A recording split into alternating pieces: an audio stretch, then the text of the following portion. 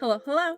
It's Memento, and I played way too many games this Steam Next Fest. And when I say way too many, I mean my book runneth over. You can't even see that. There we go. I played so many games this Steam Next Fest, and I have a lot of opinions about them. So this entire video is kind of going to be a rapid fire of all the different games I played. It's not at all scripted or anything like my videos usually are. I'm trying out a new style. So if you hear me kind of pause, which I plan to edit out, it's because I'm trying to further arrange my thoughts or maybe having like a second thought. And also, this wig is so cute. It is so horrendous for this. But anyway, if you want new cozy and spooky games that are recommended to you on a week-by-week basis, I do game reviews, I do let's plays, and I do long videos like this one with multiple games in them, then consider subscribing to the channel. Every sub helps get me closer to YouTube partner, which would be really cool. Alright, let's get on with it. I'm just gonna move in alphabetical order for the most part and go through the list of games. So this Steam Next Fest, I had a horror game stream, which will be linked down below, covering a bunch of horror games, and that might also be a separate shorter review video just in case you guys want the bullet notes. And then I also played so many cozy games. So most of them were on the cleaning, automation, and incremental style of gaming, which I really enjoyed. I had so much fun with, and yeah, I'm really excited to tell you about them. So let me get everything in order. We're gonna go down my list. I'm gonna give you guys my 4 to 5 ratings on each one and then speak about each one. So, the first game I'm going to talk about is Cozy Game Restoration. So, in this game, you are restoring old video games. You own a used video game shop, and you get video games in all sorts of extremely rough conditions, and you have to pick the correct tools for the job, and you have to slowly and lovingly Q-tip, toothbrush, and spritz your way to a 100% clean game. One thing I did notice is that you do not have to get the game visibly 100% clean to get to 100%, which I do like that there is a little bit of wiggle room because it will take you a long time. It probably took me about 10 minutes to go through one single game, and having that flexibility, very nice because this dirt is stubborn. So let's go over my ratings. I gave the music a 1 out of 5. There really is not any music. There's a little bit, but it's few and far between and mostly has some ambiance. I wish that there were maybe some, like, even classical tracks playing in the background. I just think that it would be nice to have something going on to listen to, because otherwise I don't really have a reason to play this game fully focusing on this game. The mechanics, though, I gave a 4 out of 5. Aside from peeling off the stickers, which I really disliked, I do think the mechanics were solid. Each of the things within the game has a solid purpose for it. So, you need the Q-tip to just get the dirt out. You need the toothbrush to get into those stubborn cracks. All of it really made sense. And then there were 2 different liquids to use, one for the stickers, and I'm trying to think of what the other one was. It's escaping me right now. And really the only thing I took issue with in the mechanics themselves, well, 2 things, was 1, I didn't like tweezing the stickers off. I felt that I had to zoom out really, really far in order for it to be effective, and I wish that you could kind of be more effective at a close range because I like to keep it zoomed in. And then the other thing was, some of this dirt is so incredibly stubborn that I feel like I'm toothbrushing over the same spot repeatedly and still not getting that last speck of dirt, and that led me to feeling a little bit frustrated. It also led the levels to feel, well, levels as in games, to feel very long when I didn't feel they necessarily needed to be. And while yes, once you hit 70% you can stop, I personally like to hit 100%. I'm a little min-maxer, and I know this about myself. So I just wish that there was, I wish it cleaned up a little bit faster.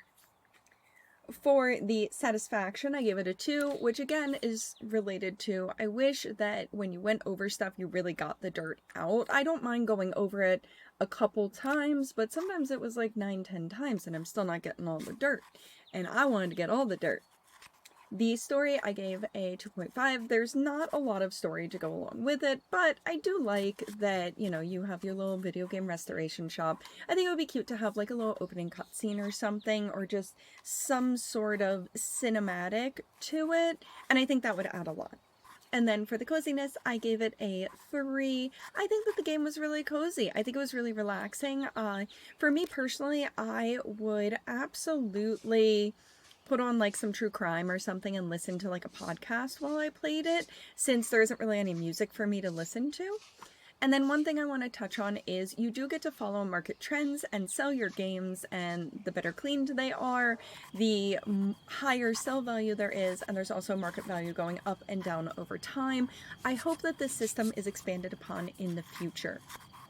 I think it's a really interesting system, but I think because it takes so long to clean each and every game, it doesn't feel as rewarding as it could be.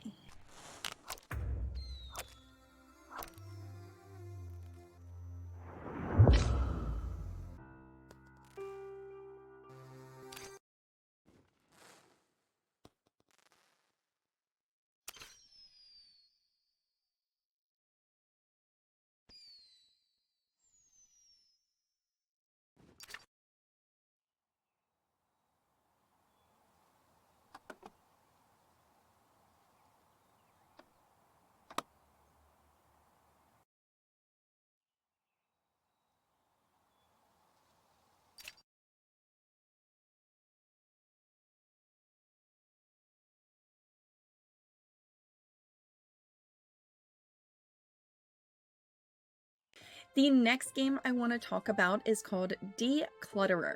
This was actually the first of my cozy games. And if you are a fan of games like Unpacking, this could be a good game for you. So Declutterer, the point of this game is to declutter a space. Everything is kind of darkened out until you click on it, and then you discover what it is, and you have to take everything off. The first level is a desk. You have to take everything off the desk, move it to the side. You figure out what things can be combined with each other, like putting the pens in the pen holder or trying to put the coins in the piggy bank, and then you get to rearrange the desk to your liking. I really liked that there was a freeform camera that did allow me to turn things as I needed to, and I do like that things were labeled. But let's go over my ratings. So for Declutterer, I gave the music a 2. Again, there wasn't enough music for me. I want more music.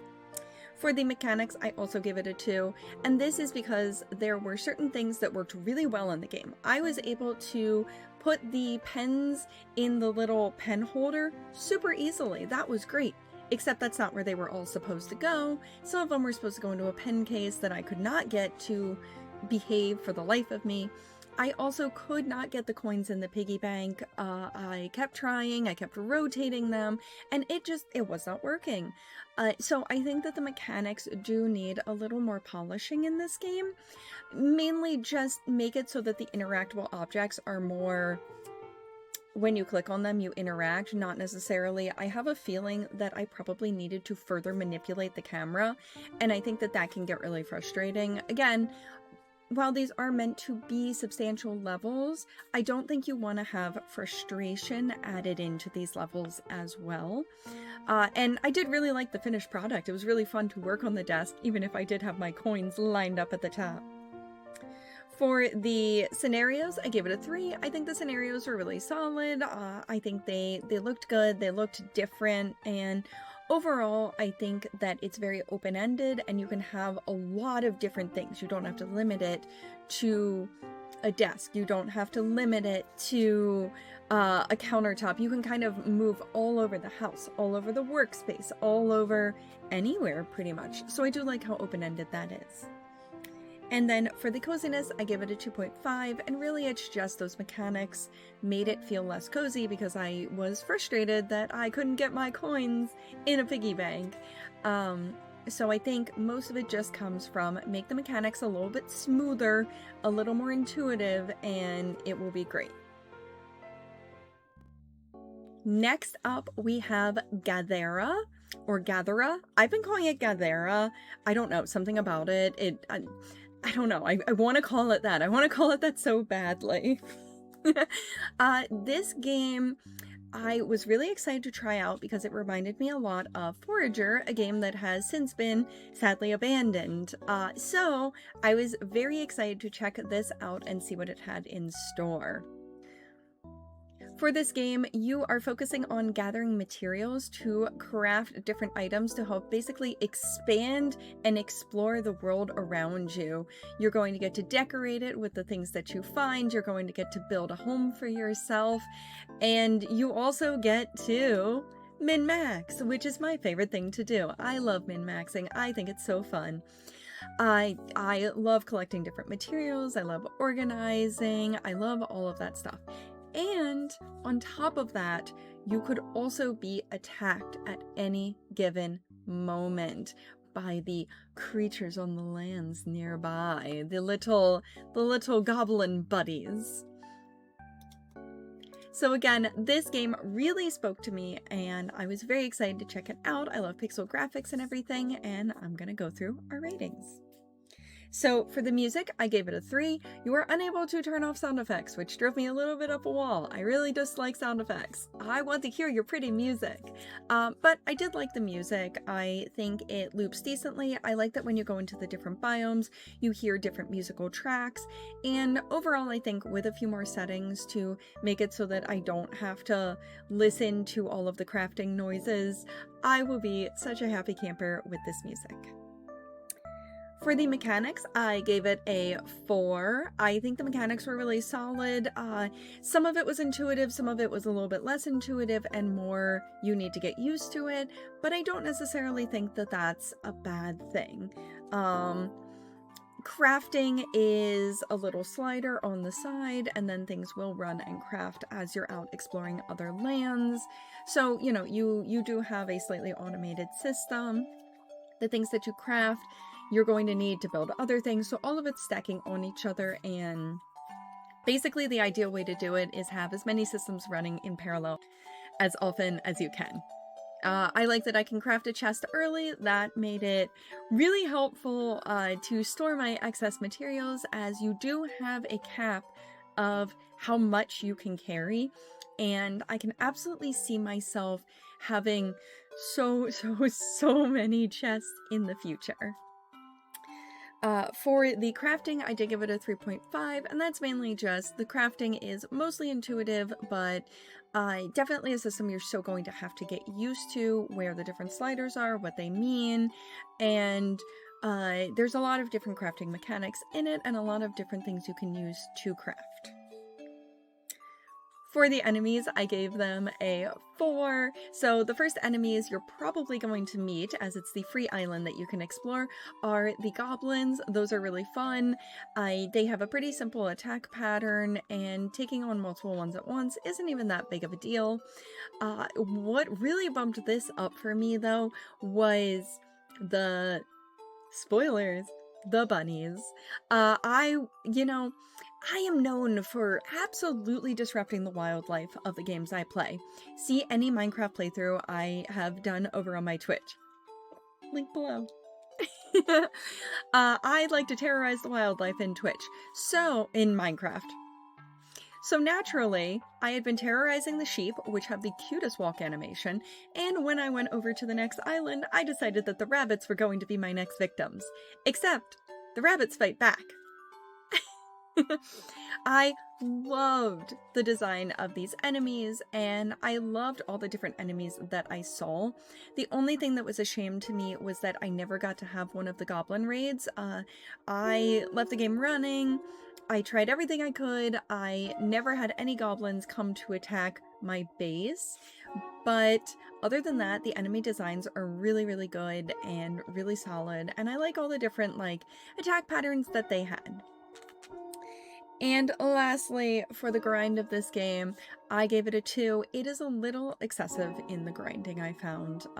You do not get many materials from each thing, and it will take you a while, which makes sense, because you don't have the greatest tools to chop down trees to get rocks, and they don't appear to respawn as quickly as I would necessarily like. Again, I'm comparing this a lot to Forager, a game that I loved and played a ton of.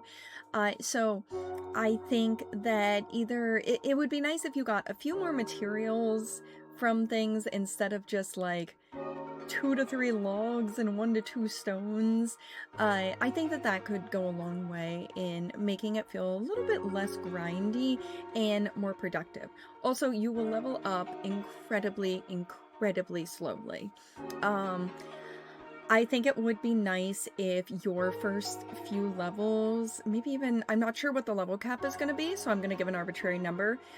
Your first 10 levels are really quick because you want that instant gratification, that instant well, not quite instant, but that fast progression in the beginning to help keep you hooked, and then have it scale the further you go.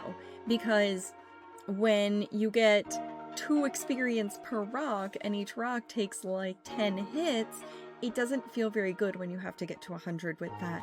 Whereas, you know, if you were getting like 5 or even 10 experience for certain things, and you just have to get to 100, that's a lot more gratifying and allows you to unlock more. Because there is a very extensive unlock system.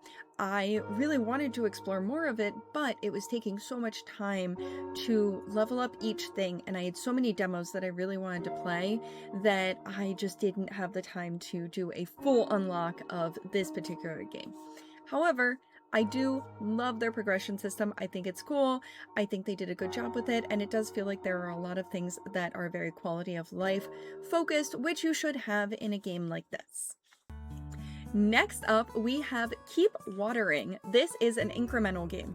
I have been obsessed with incremental games, and I would say Keep Watering is no exception to that. Keep Watering is a game that I participated in the playtest. I played the playtest through twice, I believe, and I have played the demo through once. So I played this through 3 times. I'm very aware of the systems, and I have really min-maxed it to my heart's content. So let's talk about it. What are we doing in this game? In Keep Watering, you have a farm, and you have to water crops. And every crop that you water to its full growth, you get money for. And we like money here. Now, you start with just carrots. It would be boring if you stayed with just carrots. So as you go, there are various crops that you can unlock. There are various buffs that you can unlock. There are various things that you can unlock that will help you succeed in watering as many plants as possible. And each crop is worth more and more money. I will see about putting a chart on the screen if I am able to do the math fast enough. And one thing I really like about this game is that each round lasts anywhere from, I think, like 10 to 30 seconds. I'm not sure the exact time, but what I do know is that they're very quick rounds. They give you a substantial amount of coins where you are going to be able to unlock at least one thing every single time, and you don't feel like your entire day is being eaten up because of it. There is a prestige system. It is not currently in play for the demo, but the prestige system allows you to unlock basically universal buffs for the small farm, and then there are other farms that you will be able to get later on, which I'm very excited for. So let's go over my ratings. So for the music, I gave it a 3.5. I like the music. I think it fits well. It looped fine, and I have nothing. It was good. It was good. The mechanics, I gave a 3.5 as well. I think the mechanics are really solid. There's not much that you're doing because you are just watering the crops. crops, plants. There's not that much that you're doing in each run through because you are just watering the various crops. I like the system of carrots are going to be a thing that you're going to be able to water instantly pretty quickly, whereas watermelons, you are always going to have to do a couple rounds to get them fully watered.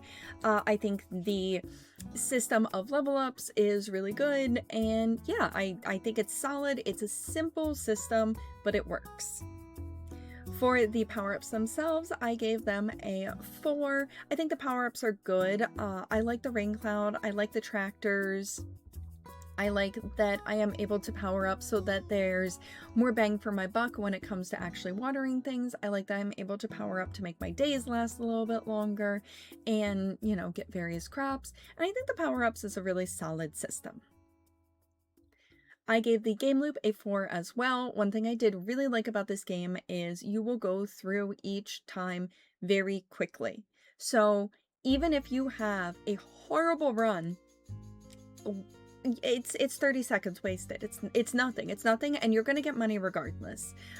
So I think that the game loop in that regard is rewarding because A, you're pretty much guaranteed a power-up no matter what. I feel like you would have to do a really poor job and like go AFK to not get a power-up. And B, even if you're working towards that final one, which is significantly more, it took me like 4 runs, I think, to do that. And you know, so it took like 2-3 minutes. It was super chill. It was rewarding, and I didn't feel like my time was being wasted. And for the grind, I gave it a 4. I did not find it exceptionally grindy. I know, grind is kind of a confusing one. The higher the number, the better, the more rewarding the grind. I didn't find it exceptionally grindy. I think that honestly they could probably even spread it out a little bit more than they did. You are rolling in it. The second you start unlocking things that aren't carrots, you are rolling in it. Which, if you are looking to try out this demo, I highly recommend get to tomatoes as fast as possible, and once you have unlocked any veggie, or fruit I guess, because tomatoes and watermelons, focus on the highest tier crop you have. Even if you're going to get less of them, trust me, you will get significantly more money. And go for groups of 3 to 4. In the beginning it's kind of hard because you have so few carrots in your field, but it's a really fun game to min-max, and yeah, I find it to be a really rewarding game, and it's a game I'm really looking forward to.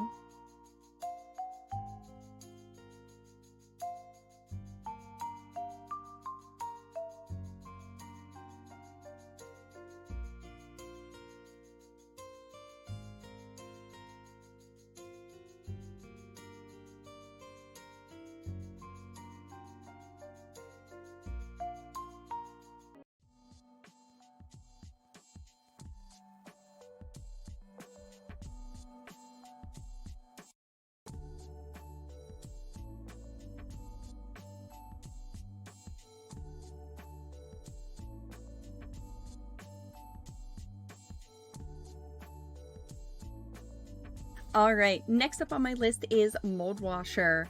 So I have, full disclosure, played the full game at this point twice.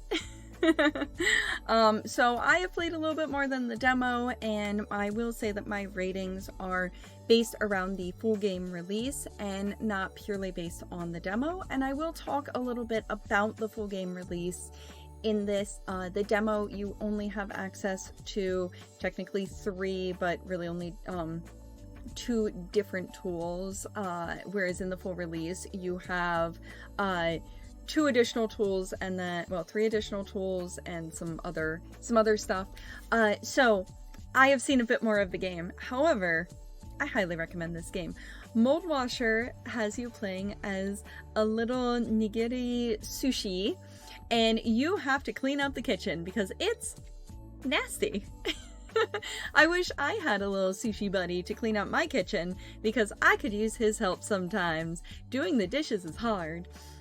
Anyway, you play as your little sushi buddy, and you have to traverse the kitchen, spraying away the mold, blowing away chunks of rice, pickaxing your way through the moldy food, and setting on fire all of the horrors that lurk beneath. Not only is there regular mold, there's, you know, things that have exploded in the microwave. There's also cosmic mold, and cosmic mold is crazy. Moldwasher is a really cool game, and I cannot recommend it enough. And let's go over my ratings. I think they'll show you why. So first we have the music. I gave the music a perfect 5. It is full of lo-fi beats, and there are various CDs that you can find throughout the levels and through the little gacha machine. You can get different CDs, so you can even pick your poison of which one you like the most. I really enjoyed this. I thought this was a really nice touch, and also found in the gacha machine, you will have different VHS tapes, although I only just started finding those when I was playing some for fun this morning. And stickers and little artifacts that you can use to decorate your space. The only downside is you run out of space for these really quickly, and it gets a little crowded down there. So I wish there was like a sticker book that I could put them in, or even more spaces to expand into. For the mechanics, I gave the mechanics a 3.5. And let me explain why, as I have been highly recommending this game, and you would think I'm going to give it all 5s. So I think the mechanics of the base tools are really great. You have the power washer. I really like the power washer that you just use to spray away the mold, and you can kind of use it for most things, but it's best for spraying away the mold, the mildew, and all that. You have the leaf blower type machine to blow off rice and other things. This one is clunky. It was not my favorite. It was actually my least favorite of the tools, but I think it's user error, honestly. And it's really not that bad. I'm being dramatic at this point. I just didn't personally like it. You have the pickaxe, which you use to break apart moldy food, which one thing I really like, for most of them, you just click and hold, and I really don't mind that. For the pickaxe, I did like that there was a toggle to basically click my mouse once and it will just auto go. That was really nice because you can't just hold that one and keep it going. You actually have to press each and every time, so it was really nice to do that, especially if like my tendonitis is acting up in my hand. So the motion of like clicking, yes, sometimes I click with 2 fingers, the motion of clicking would aggravate my wrist somewhat, so that was a really nice accessibility feature. You also have the flamethrower, which sets things on fire, including cockroaches. Yay. And then there are a couple other tools that you get along the way. I think that the main tools are the best tools, and mainly I just use my power washer for everything humanly possible, and then only use the specialty tools for like their limited things that they were needed for. But I think the 4 main tools are really good. The power-ups I gave a 3.5. Again, the power-ups are nice. They help you level up your tools for things like the radius, the range, and the pressure, which is going to make cleaning all the more easy and go all the faster. And one thing I really like is that I never spent more than, I think, 3 minutes on a level, except for one achievement. And I like that. You can keep going. It's always just one more level, and it's very addictive in that way. Like I said, for the levels themselves, I give it a 4.5. I love the levels. You traverse around the entire kitchen. You start in your fridge, you head into the freezer, you have to clean up the sink, you have to clean the dishes, the microwave, even the table, even down into the absolute trenches of those weird and funky cabinets. Heck, I even ended up on a ceiling fan at one point. Again, the levels were so cool. They all felt unique, they felt rewarding, and most of them take a minute, 2 minutes. Again, at most I spent 3 minutes on some of these levels. So they're rewarding, but they're also fast, and I found it so addictive.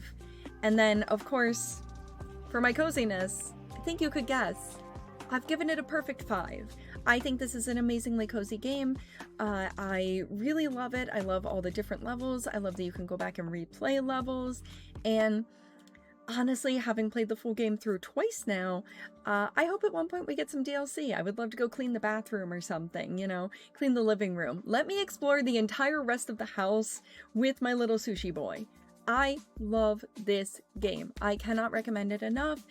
If you like cozy cleaning games, if you like pixel art styles, this is the one for you.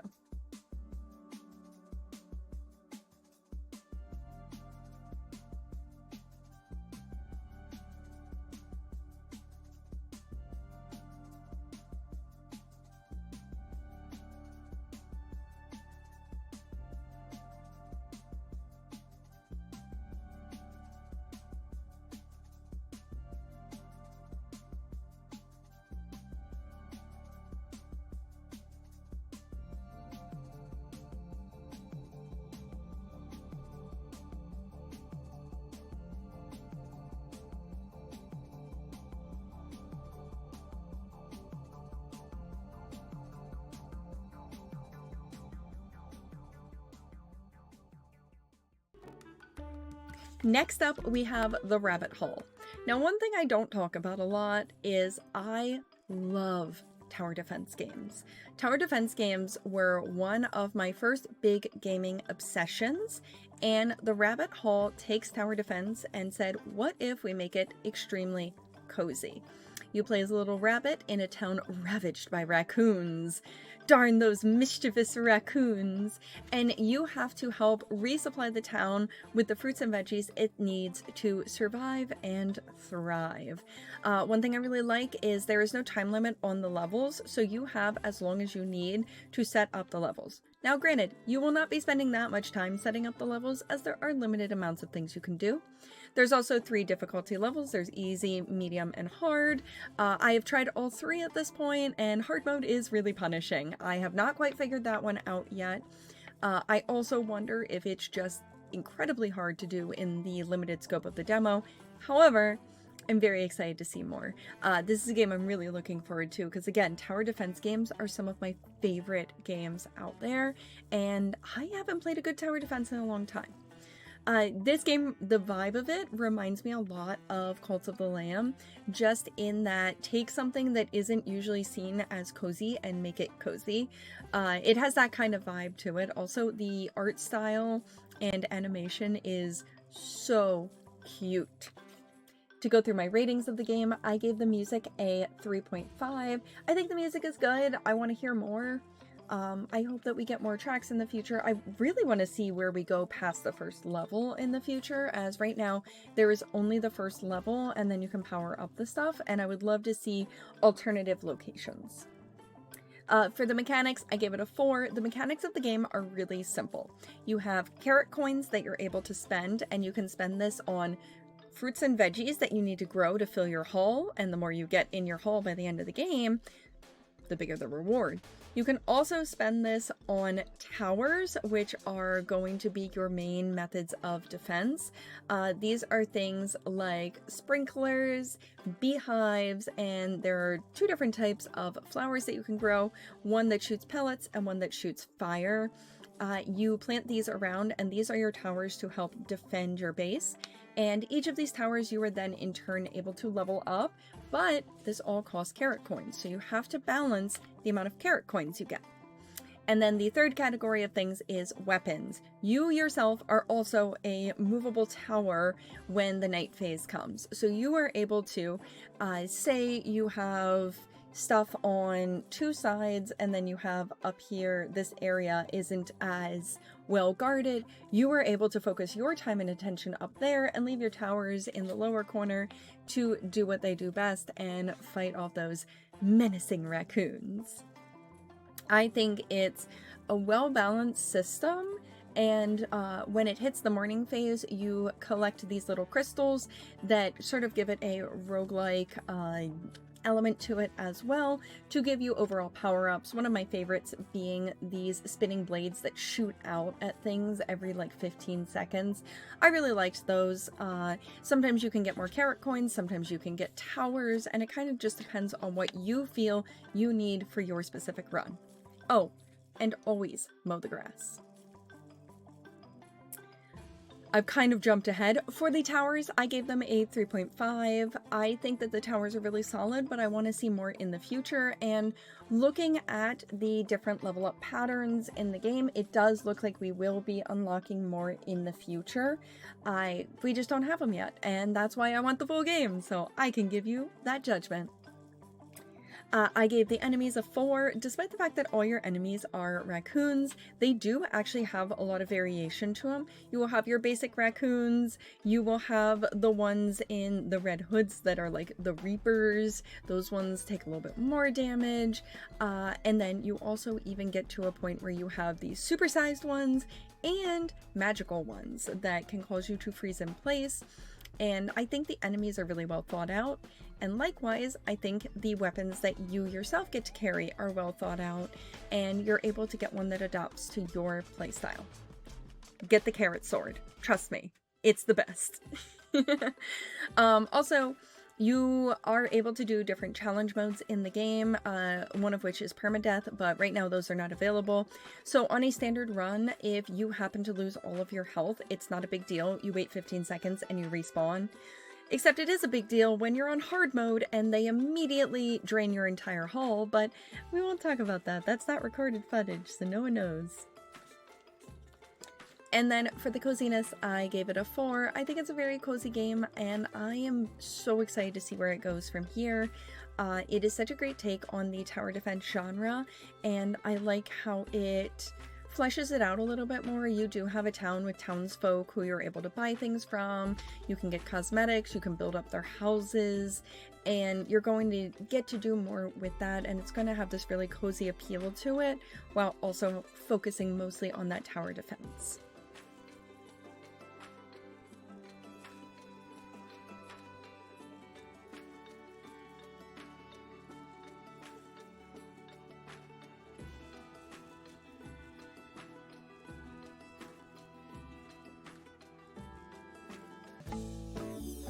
Next up on my list, we have Sludgineers. So Sludgineers, in a lot of ways, is really similar to Keep Watering, yet also so absurdly different that I could get both games on the same day and be equally obsessed with both of them. Sludgineers is another incremental game, but this time you are focused on cleaning up sludge. Well, in Keep Watering, you finish each level, you get your money, and you keep going through your level ups. Sludgineers is all about perfecting your run, and I have played this demo through 3 times? 4 times? 3 or 4 times. A lot of times. And I have played through it in a multitude of ways. The first time I played through it, I decided to get every available upgrade. I grinded to have everything upgraded to the max. The second time I played, I decided that I was going to min-max it. I decided that I was going to see how few upgrades it took and what upgrades were the most important in order for me to finish the final level of the demo. And I've kind of held true to that each and every time that I've played since. Like I said, I've played it 3 or 4 times. I don't remember how many, because one of them might have been combined. So what is the premise of Sludgineers? You arrive in your hazmat suit to find that the entire area is covered in, presumably, toxic sludge, and you need to get rid of it. So you are going to do the big suck and get it all up in your vacuum, earning money along the way, and once you have enough of your Draxium, I believe it's Draxium. Once you have enough of your Draxium, you are able to refine it into ores that you will get to spend on even higher powered level ups. Now here's the thing, you will not finish the level the first time you do it. You will not finish the level the second time you do it. The third time, if you get real lucky, you might get decent RNG for it if you take the correct level ups. But the cool thing about this game is you're going to do these levels multiple times, getting a little bit closer each and every time. And I really liked that I could min-max it in this way. I could look for the best places to go to maximize my chance of getting an extra battery. I could take on upgrades that allowed me to get extra turbo boost or start my turbo boost early. I knew how low I could drain my battery to get the most out of turbo mode without completely running out of time, and I knew how to collect the money along the way to make sure that I wasn't running out of funds too quickly. You will run out of Draxium ore though. Ran out of that constantly, and there's not much I could do about that. I love the idea that I could just min-max the heck out of this game and get to the point where I was definitely finishing the final level very under-leveled because I was skirting by with just the tiniest amount left, but doing it, and it felt really good to do. I think the systems are solid, and again, like I said, this is a game that, while it's an incremental game like Keep Watering, it's also so vastly different, and I think that that's a really cool thing. So let's talk about my ratings.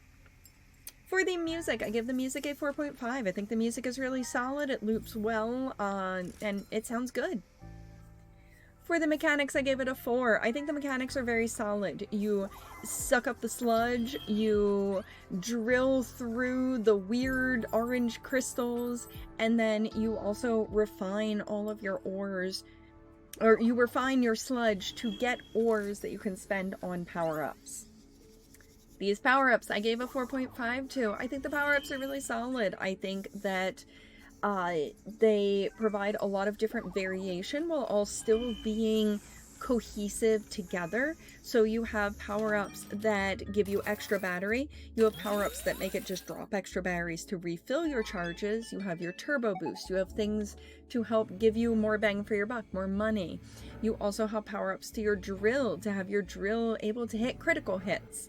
And a lot of it is based around playstyle. I found I didn't need to get more than one money upgrade, but other people might prefer to get money upgrades. I found that getting my timer to last longer and getting extra batteries to drop was my most important thing, and critting with my drill. So you can really play the game in a variety of ways, and you can pick what way is going to work the best for you. For the game loop, I gave it a 4. I think it's a really solid game loop. Like I said, you are going to play the same levels a multitude of times, but it feels rewarding as you get closer and closer and as you learn what places to go for first.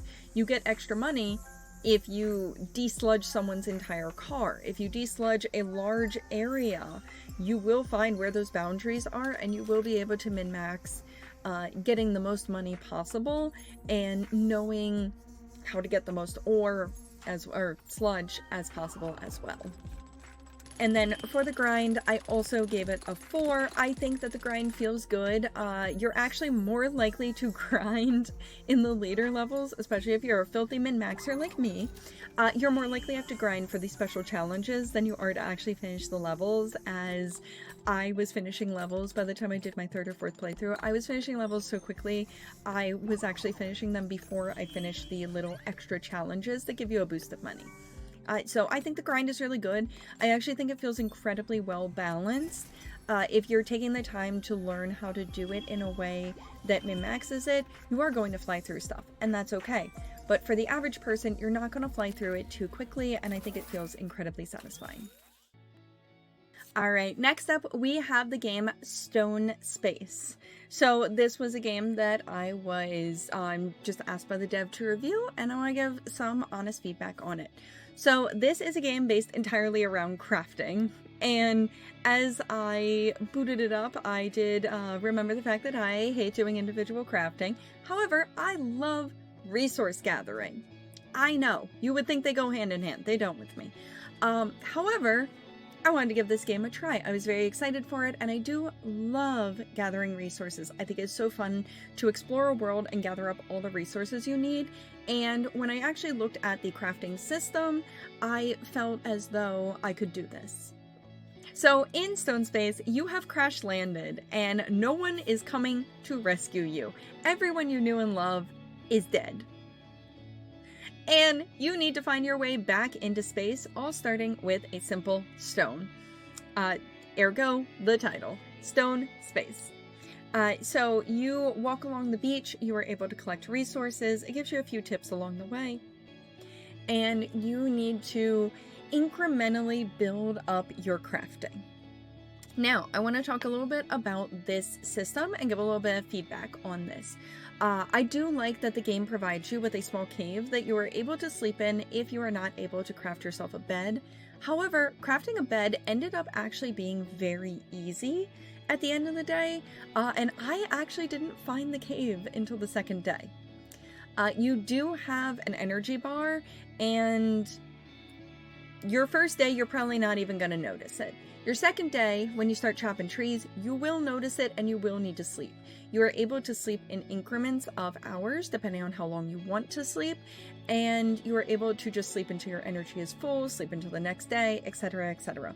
I think that this is a really good system. It makes me think of the Long Dark, and it makes me hope that at some point we will actually have an attack of some sort that makes it a little bit more perilous, or maybe have a reason to not be out during the night phase. As of right now, we don't have that, but that's what that system suggests to me from my gaming experience. So as you are playing this game, mainly what you're going to be doing is gathering resources and crafting. You will be crafting many different tools. There are workstations, and even, I think, able to build structures. And this is where I kind of ran into some issues with it. I would say my first and biggest issue is I was never able to make a chest. I feel like I did a lot of different things with wood, and I was never able to make a chest, and I think it would be very nice if at some point make it so I can make a chest. You will have so many resources, and you do have a weight limit of how much you can carry, and I found it to be incredibly punishing not punishing. I didn't like having all my resources just laying around the world. I was like, oh, I have piles and piles of things that I can't carry that are just sitting here, and I want to put it in a chest. Another thing, and I would be perfectly willing to accept that this was user error, it looked like you could build structures, but I was not able to get any structures to actually build. And I also, in my crafting journey, because I was determined to be the crafting master in this game, I found that certain things looked like I needed the things that I was trying to craft. I was trying to make a dried gourd. I needed a specific type. It wasn't sap, but it was something else to craft the dried gourd. I think it was like a water carrying case. And I needed a dried gourd to craft the thing that I needed to get the not sap, and it seemed like some of the stuff was going in circles. I think that this game needs a little bit of refining in its systems, but I thought the crafting itself was really good. You could see that a lot of thought went into this. When you cut down a tree and you get your first log, it's not just instant that you can do anything you want with your log. You're going to have your log, and you can choose to break your log up into smaller pieces. You can choose to strip your log and have a stripped log. You can choose to make planks. Things get byproducts when you make them, so you get like wood chips. And I thought that this system was super well thought out. There were so many things you could do, and I think that the potential of this game, there's a lot of it. There's a lot of potential to this game, and I'm really excited for that. I want to see them sort of refine the systems, and maybe the workstations, and God, your tools break every other tree. Give me a little bit more durability, please. Or take away durability entirely. I'm not a huge fan of, like, bad durability. I don't know. The durability of the early tools was really punishing. And I think needed to be balanced a little bit more, unless you wanted your game to be so hyper-realistic that I was like, in which case then, yeah, keep that as is. But I personally, as someone who is a little new to crafting in games, I just started crafting in Terraria. I've played for like 140 hours. I am a resource gatherer. Also, someone asked about co-op, and I actually think this would be a really cool co-op game, if possible, because I can imagine someone who really likes crafting having a blast with the crafting element. I love gathering. I would have a blast going out into the world and seeing how much tree sap I could get, seeing how many leaves you need. Oh, we need 2 beds. All right, chopping as many trees as possible and then just dragging my exhausted and overburdened body back to base with like 10, 12, 20 logs. So yeah, I think that the groundwork for this, the crafting systems in this actually look really excellent. I really like the interface when you go into your crafting menu. I just think some of the systems need refining, especially if you want to reach a broader audience, and having this with multiplayer of 2, 3, or even 4 people could be really cool. For my actual ratings, hey, I've rambled on about the game and given you no ratings. For the music, I gave it a 3. I think the music is really nice. There are no options to turn off sound effects. Turn off the sound effects and I will bump that rating immediately to a 4, maybe even a 4.5. The music was nice. The mechanics, like I said, I gave it a 2 just because I found a lot of things very frustrating in the game. The tools break really easily and are not easy to make. I think maybe that's the thing. Easier to make, but break really fast. Harder to make, but less durability issues, in my opinion. Also not having chests open to you very early. Just whatever process you need to make a chest, make it speedrun, like, to the chest. Make the chest a very early thing that you get. The story, I gave it 2. I don't think it's a bad story. I think that you get the story info dumped into you in the first 5 minutes of playing the game, and I would much prefer if you spread it out a little bit, maybe even have like little like story pieces throughout the world. Having an info dump at the beginning, I'm just not personally a fan of, but I think the concept of the story is fine. I like the concept. For the crafting, I give it a 3. I think the crafting itself, I love the interface for the crafting, like I said, but I think the crafting could get frustrating with the different workstations, as one of them I just didn't know how to do. I didn't realize that one of them was literally the tree branch. I thought I had to craft it. Just tweaking some things with the crafting system, I think could go a really long way. And then for the coziness, I also gave it a 3. I think the resource gathering was really nice, and I think you could have some cool stuff with making housing for yourself and making like a base where you're really able to like run your different systems, and even some automation in the future I think would be really nice, as you are able to do like science in the future. You can see the science tab even if you don't have any recipes in it. Having automation in the future could be really cool, so that you can have like a hopper sort of to throw your different like trees in to make different things. I think that there is a strong basis to this game. There is clearly a lot of love within this game, and I would love to see some of the features refined, because I think this could be a really, honestly, beginner friendly cozy crafting game, and I'm ready for my crafting arc. I'm ready for it. So next up we have Suncraft. Suncraft is also a crafting game. However, this one relies a little bit more on the resource gathering and is a simpler amount of crafting. So in Suncraft, you are powering the mysterious sun crystal and trying to revitalize a land that has been thus cut off from a lot of places surrounding it. Within it, you will do a lot of quests for the various people around the area. You will unlock new areas and even get permanent buffs if you manage to hit some very lofty goals.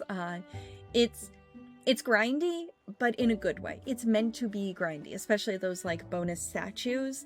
And overall, I thought this was a really promising game. I love the universal buffs that you can get, like the Phoenix, I'm sorry, not the Phoenix, the Hornet. I think Phoenix, because fire. And yeah, it was a really interesting system. The one thing I would love is if I could sell some of my excess to get some money. But right now we don't really need a ton of money, so. This is another game that kind of in some ways reminded me of Forager, but more based around the people and expanding the world, whereas Forager is a very like solitary game with only a few NPCs throughout it. These are NPCs that you are going to get to know. It also reminded me of another game I just played called Shorekeeper, but again, this one has more NPCs for you to get to know. Alright, let's go over my ratings for Suncraft. For the music, I gave it a 3.5. I think the music was good. It added to the atmosphere. It was nothing crazy, just solid music. For the mechanics, I also gave it a 3.5. Some of it is automated. You are able to unlock some automation systems, like the wood will eventually chop itself and not rely on you just obsessively clicking it or clicking and holding. You have the hornet to bring fuel to your fire, but I think the automation needs a little, it's not crazy automation. I would almost rather it go faster but have a cap than it goes really slowly. So unless the world is absolutely massive, which the demo is not massive, the automation didn't feel great. The crafting systems, however, did feel pretty good. You do have single step and multi-step crafting. Sometimes you just need planks. Sometimes you need planks and ore in order to make a different ore, and I didn't mind the multi-step crafting because it never takes so absurdly long, and especially with those power-up statues you can get. If all this fails, you can go over and do that. Also, you are most likely going to have at least 2 quests active at once, as each of the people in the area does give you a quest, and a lot of them do end up overlapping. So you're not just sitting and waiting for stuff to be done, you're going to be able to do multiple things at once. For the characters themselves, I gave them a 4. I think the characters are fun. They all have unique personalities, and yeah, I hope we're able to get to know them a little bit more, and I hope there's a lot more characters in the future. For the story, I give it a 3.5. Right now we have a little bit of intrigue about this, like, the sunstone and like what happened to this place, but we don't have a lot of info, so I'm looking forward to getting more info in the future, and I feel like that will add to my intrigue and enjoyment of the story. And then as for the coziness, I gave it a 4. I found this to be very cozy. Again, this was another game where I was like, I'd put on like a podcast to listen to probably, and just sort of go for it. You can kind of just sink into it, and you can really enjoy yourself with this one.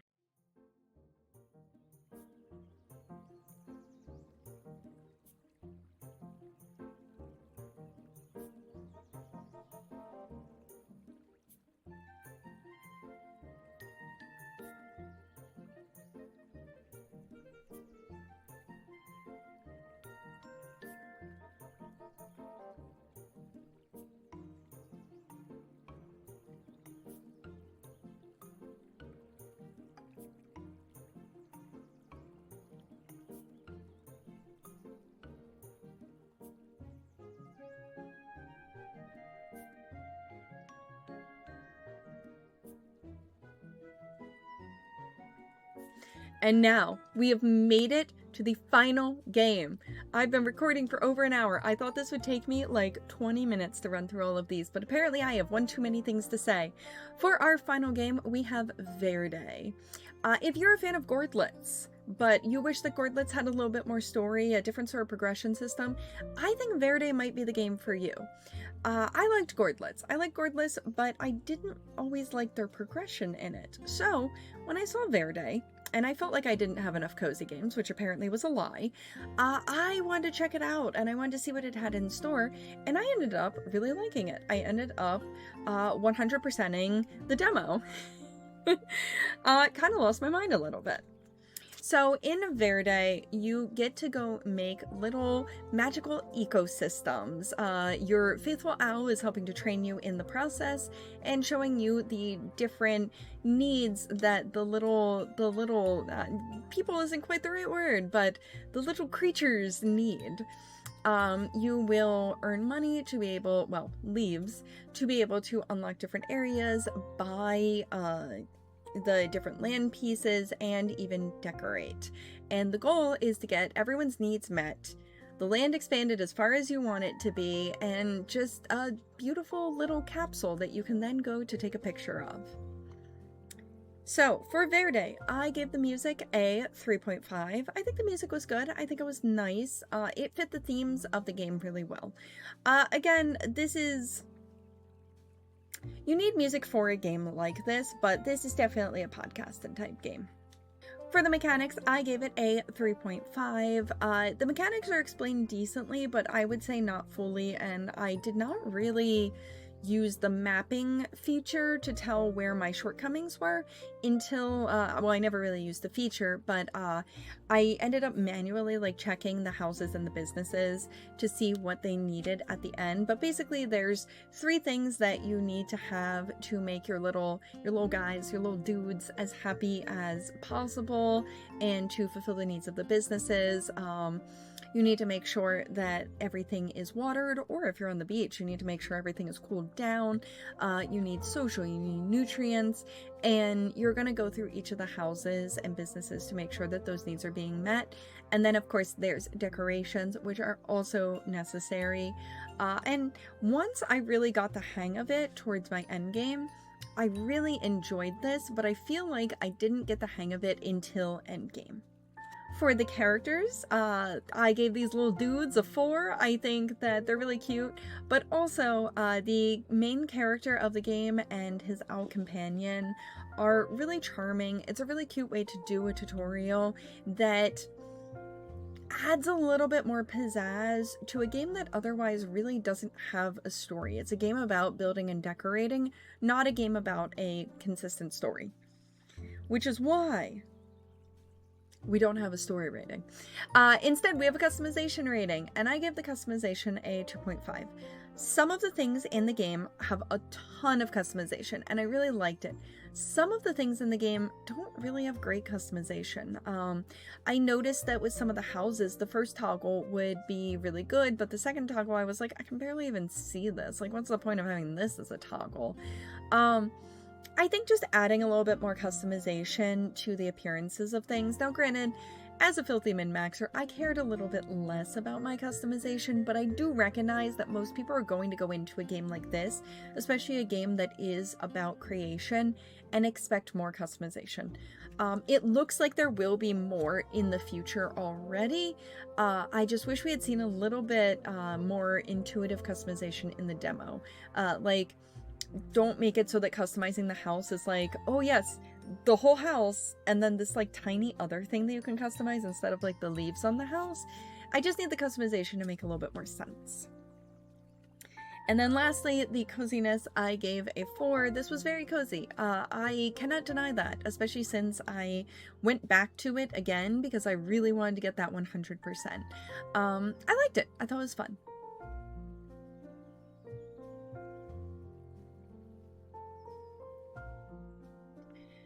And holy heck, those are all of the cozy games that I played this Steam Next Fest, and there were some really good ones. I would say my top games that I am personally looking forward to would be Keep Watering, Sludgineers, the 2 Incremental games, as well as the Rabbit Hole, which is the tower defense game. Those are the 3 games that I am personally really looking forward to. I think that there were some really strong games. If you love the act of like cleaning, then I think Cozy Game Restoration and Declutterer are absolutely right for you. If you love games that focus on resource gathering and crafting, we have Gathera, StoneSpace, and Suncraft. And if you are a huge decoration buff, I think Verde is a really good game for you. And the one game I have not mentioned, Moldwasher, absolutely love it. I have already played, like I said, I played through the full game twice now. This was a really cozy Next Fest. I was really happy, and I will have a full deep dive video on Moldwasher coming out in the future. And then there is one cozy game I did not mention in here that is on my download list, and that is Welcome to Elderfield, a cozy horror game. I will be doing a full-scale review of that one, as I have been following that game's progress for a very long time. I have early footage of the first time I played through the playtest, and now that we're in an official demo, I am so excited. It is a cozy horror RPG game, and I can't wait to show you more. But, like I said, it's been over an hour. Lots of games. I hope that you guys maybe found a game or 2 that you were interested in, and if you enjoyed this video, give it a like. Comment which game appeals to you the most, and maybe even subscribe so that you know every time I upload a new video. And with that being said, I hope you have a cozy rest of your day. Ready? Steady? Bye!